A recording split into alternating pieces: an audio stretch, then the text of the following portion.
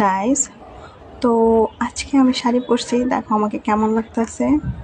সুন্দর করে শাড়ি আমার আম্মু পরে দিয়েছে, আমি নিজে শাড়ি পরতে পারি না। তো আজকে আমি যাব ঘুরতে, তো তোমাদের সাথে শুরু করলাম। তো আমাকে কেমন লাগছে কমেন্ট করে কিন্তু ডেফিনেটলি বলবা। তো আমি গেছি এক পুরোনো কেল্লায় বা আশেপাশে ফুল নাই, আমি ঢুকে নিয়ত করছিলাম যে আগে যাই ফুল চুরি করবো। বাঙালি বইলা কথা, ফুল দেখলে তো একটা না ছিঁড়ে কেমন লাগে না। দেখো গাইস, মরা এলাকার মতো, মানে রোদের ঠেলায় মানুষ আমি চোখে দেখি না, তাতে কি টাকাটা ঢুকছে, উসুল তো বাই করতে হইব। ফুল রে দেখা ছিটতে মন চাইলো, থাক আমি ভালো বাঙালিতে ফুল ছিললাম না। পরে কি রেস্টুরেন্টে গেছি,